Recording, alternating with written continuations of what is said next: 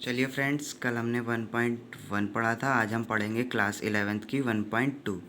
तो हमारा पहला क्वेश्चन जो है वो है, निम्न में से कौन रिक्त समुच्चय के उदाहरण हैं। तो रिक्त समुच्चय के उदाहरण, पहला क्वेश्चन हम चलते हैं, आपको समझ में आ जाएगा। दो से भाज्य विषम प्राकृतिक संख्या का समुच्चय। दो से भाज्य मतलब कि 2 से जो डिवाइड हो जाए, और विषम प्राकृतिक, विषम होते हैं हमारे 1, 3, 5, 7। तो इसमें हम विषम प्राकृतिक में 3 ले लेंगे। तो ये हमारा हो जाएगा रिक्त समुच्चय, क्योंकि 3 वो 2 से भाज्य नहीं है, मतलब 3 को 2 से डिवाइड नहीं कर सकते। तो ये पहला आंसर हो जाएगा हमारा रिक्त समुच्चय। सेकंड हम देखेंगे सम अभाज्य संख्या का समुच्चय। सम मतलब कि 2, 4, 6, 8, और अभाज्य भी पूछा है तो 4 तो हो जाएगा, 6 भी हो जाएगा, 8 भी हो जाएगा, और 2 नहीं होगा। तो ये रिक्त समुच्चय नहीं है, इसका ये आंसर हो गया। थर्ड आइए, x:x एक प्राकृतिक संख्या है। x is less then 5, x is greater than 7। तो ये हमारा रिक्त समुच्चय होगा, क्योंकि 5 से छोटा और 7 से बड़ा, 5 से लेस और 7 से बिग कोई नंबर नहीं होगा, क्योंकि 5 से लेस होंगे 4, 3, 2, 1, और 7 से बिग होंगे 8, 9, 10। तो ये हमारा रिक्त समुच्चय हो जाएगा, इसका कोई आंसर नहीं है। किन्हीं दो समांतर रेखाओं का उभयनिष्ठ बिंदु है। ए, मान लेते हैं कि ए एक रेखा है, उसी के समांतर एक और रेखा है। वो हमें पता नहीं कि कहाँ तक जाएगी, हो सकता है 15 सेंटीमीटर जाए, 18 सेंटीमीटर जाए। तो ये हमारा रिक्त समुच्चय है, क्योंकि इसे हम परिभाषित नहीं कर सकते कि ये कितनी दूर तक जाएगी। तो ये हमारा पहला क्वेश्चन ख़त्म हुआ। अब हम चलते हैं नेक्स्ट क्वेश्चन की तरफ। नेक्स्ट क्वेश्चन है हमारा, निम्न में से परिमित अथवा अपरिमित समुच्चय बताइए। परिमित समुच्चय क्या होता है, पहले हम ये जानेंगे। परिमित समुच्चय वो होता है जिसकी गणना की जा सके, अर्थात जिसको गिन सकते हैं। और अपरिमित समुच्चय जिसकी गणना या गिनती ना की जा सके। तो पहले हम देखते हैं पहला क्वेश्चन, वर्ष के महीनों का समुच्चय। वर्ष में कितने महीने होते हैं? 12। वर्ष मतलब ईयर में कितने महीने होते हैं? 12 मंथ्स। तो फिर ये परिमित है, क्योंकि हम इसे गिन सकते हैं। परिमित। अब हम बढ़ते हैं नेक्स्ट क्वेश्चन की तरफ। 1, 2, 3 डॉट डॉट डॉट डॉट। तो ये हमें पता नहीं कहाँ तक जाएंगे, तो इन्हें हम गिन नहीं सकते कि ये कहाँ तक जाएंगे। तो हम इसका आंसर लिख देंगे अनंत, मतलब ना ख़त्म हो सके। अतः यह अपरिमित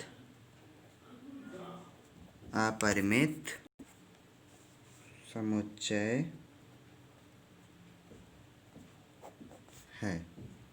ये हो गया इसका आंसर, क्योंकि ये अनंत है, ये पता नहीं हमें कहाँ तक जाएगा, 100, 200, 300। तो यहाँ पे हम लिख देंगे अनंत, अतः यह अपरिमित समुच्चय है। Next question, 1, 2, 3, 99, 100। तो बीच में डैश डैश है, 1, 2, 3, ये हमें पता है कि 100 तक जाएगा। तो ये हमारा परिमित समुच्चय हो जाएगा। परिमित समुच्चय।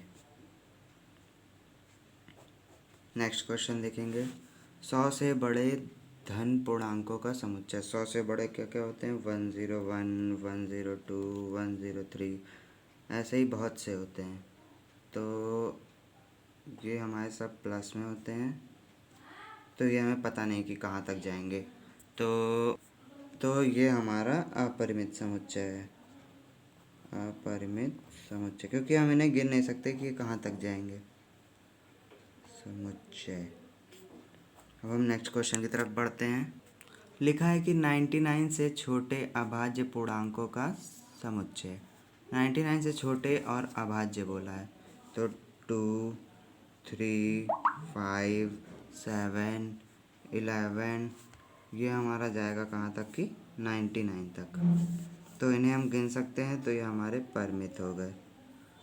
परिमित समुच्चय।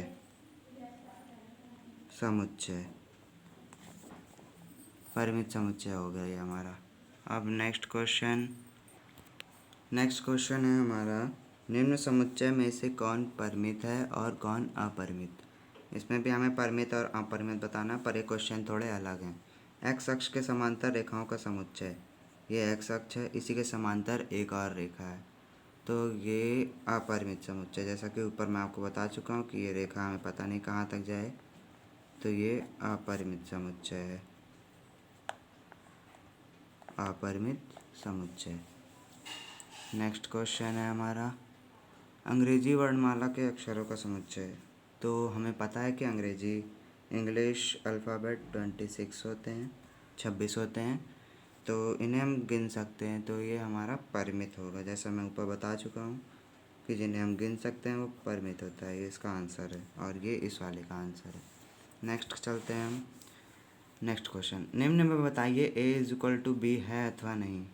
a is equal to B का मतलब कि जो a के अवयव हैं वो b में उपस्थित हैं या नहीं। तो a हमारा है a b c d, b है d c b a। तो पहले हम देखेंगे a इसमें भी है, a इसमें भी है, b इसमें भी है, b इसमें भी है, c भी है और d भी है। तो ये हमारा हो जाएगा a is equals to b। ये हमारा आंसर हो जाएगा। केवल इसमें a is equal to b बताना है। और अब हम चलते हैं नेक्स्ट क्वेश्चन की तरफ। नेक्स्ट क्वेश्चन है हमारा a is equal to 4 8 12 16, b is equal to 8 4 16 और 8। 4 इसमें है, इसमें भी है, 8 भी है, इसमें 8 भी है, 12 भी, 12 इसमें नहीं है। तो ये हमारा हो जाएगा a is not equals to b। a is not equal to b क्योंकि a के जो अवयव हैं वो सभी b में उपस्थित नहीं है।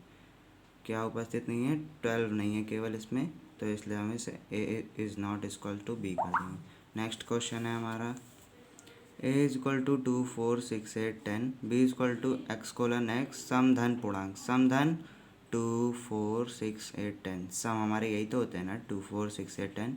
और x is less than equal to 10, मतलब कि 10 से छोटा भी और बराबर भी। तो ये हमारे हो जाएगा b इज इक्वल टू 2 4 6 8 10। तो ये हमारा हो जाएगा a is equals to b। Next question, a is equal to x colon X संख्या 10 का एक गुणज है, b इक्वल टू 10 15 20 25 30। तो फिर ये हमारा 10 का गुणज हो सकता है। तो पहले हम b इक्वल टू निकाल लेते हैं। b इक्वल टू 10 15 20 25 30 और a इक्वल टू 10 का गुणज, मतलब कि 10 20 30 40, ये सब 10 के गुणज है। 10 से इसको मतलब हम डिवाइड कर सकते हैं। तो ये वाला जो हमारा होगा, ये होगा हमारा a is not equal to b, क्योंकि ये डैश डैश में बहुत लंबा जाएगा, क्योंकि जो इसके अवयव हैं वो इसमें नहीं है। केवल 10 है, 20 है, 30 है, 15 और 25 नहीं है। तो ये a is not equals to b। अब चलते हैं हम नेक्स्ट क्वेश्चन की ओर। नेक्स्ट क्वेश्चन है हमारा, क्या निम्न समुच्चय युग्म समान हैं? कारण सहित बताइए। कारण सहित बताना है हमें। तो a इक्वल टू दिया है 2 और 3, b equal to x colon x सभी x square plus 5x plus equal to 0 का एक हल है।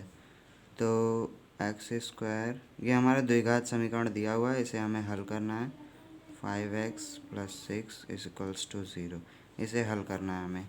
तो हल करते हैं हम इसे। अब ये द्विघात समीकरण हल करना हम 8th से पढ़ रहे हैं। तो हम इसे हल करते हैं। X square plus 2x plus 3x plus 6 is equals to 0। इनमें से एक कॉमन लेंगे। हमने x कॉमन लिया तो यहाँ बचा x plus 2।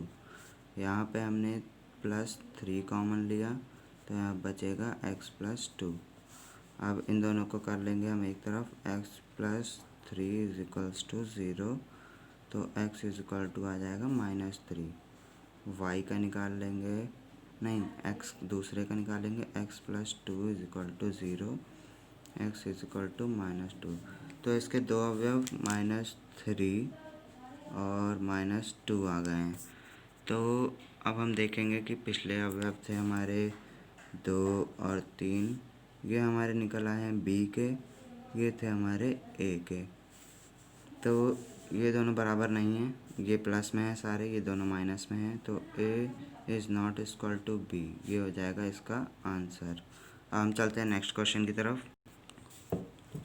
A is equal to x colon x शब्द फॉलो का एक अक्षर है। B is equal to y colon y शब्द वॉल्व का एक अक्षर है।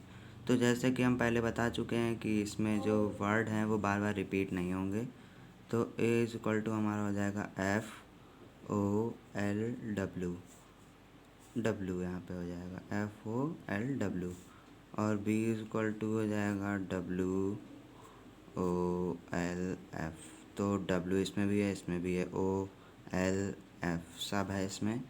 तो इसका आंसर हो जाएगा ए इज इक्वल्स टू बी। ये क्वेश्चन ख़त्म हुआ। नेक्स्ट क्वेश्चन, नीचे दिए गए समुच्चय में से समान समुच्चय का चयन कीजिए। समान मतलब कि जो एक से हैं। चलिए अब हम देखते हैं कौन कौन से समुच्चय हैं। ये रहे हमारे सभी समुच्चय 2, 4, 8, 12, 1, 2, 3, 4, 4, 8, 12, 14, 3, 1, 4, 2, -1 और 1, 0 और 4, 1 और -1, 0 और 1। ये सब हमारे दिए गए हैं समुच्चय, और इसमें से हमें समान समुच्चय ढूंढना है। तो समान है हमारा, हम देखेंगे 2, 4, 8, 12, 2, 4, 8, 12 किसी में भी नहीं है। और 1, 2, 3, 4 डी में है। 1, 1, 2, 2, 3, 3, 4, 4। तो B is equals to D हो जाएगा। बी और डी समान समुच्चय हैं, समान समुच्चय हैं। बी और डी हमारे समान है, जैसे कि हम 1, 2, 3, 4, 3, 1, 4, 2। और क्या समान है, और है हमारा सी देखिए, और नहीं, हमारा ई और जी भी समान है। ई इज इक्वल्स टू जी, समान समुच्चय है, समुच्चय है। तो ये हमारा यहाँ पे कंप्लीट होती है वाली एक्सरसाइज। एक्सरसाइज 1.2 ख़त्म होती है, और एक्सरसाइज 1.3 हमारी नेक्स्ट है। हमारे चैनल को लाइक कर दीजिए, सब्सक्राइब कर दीजिए, कमेंट में अगर कोई वो डाउट हो तो उसको क्लियर कर लीजिए। अब हम चलते हैं नेक्स्ट एक्सरसाइज 1.3 में। Thank you.